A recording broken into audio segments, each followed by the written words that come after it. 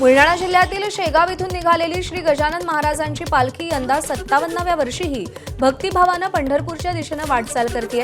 विदर्भातून मराठवाड्यात प्रवेश करताच हिंगोली जिल्ह्यात या पालखीचं उत्साहात स्वागत करण्यात आलं। यावर्षी या पालखीत सुमारे 700 वारकरी सहभागी झाले असून तब्बल 33 दिवसात 750 किलोमीटरचा पायी प्रवास करून ही पालखी पंढरपूर इथे विठुरायाच्या चरणी दाखल होणार आहे। आढावा घेतला आमच्या प्रतिनिधींनी, पाहूया।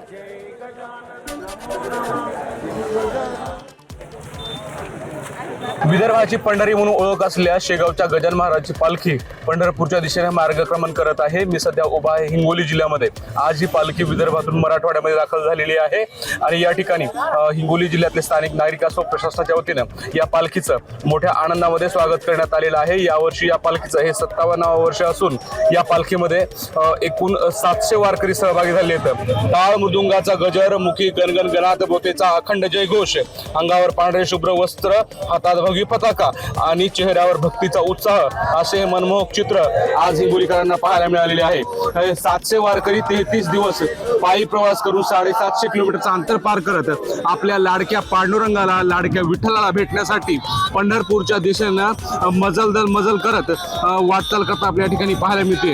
हिंगोली जिल्ह्यामध्ये या पालखीचा 3 दिवस मुक्काम असून आज या पालखीचं हिंगोली जिल्ह्यामध्ये जिल्हावासियांच्या वतीनं मोठ्या उत्साहात स्वागत केलं जाणार आहे।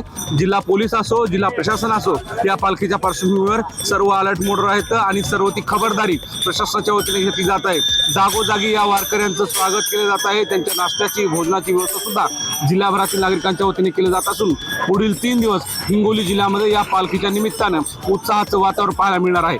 माधव रिप्ते, एबीपी माझा, हिंगोली।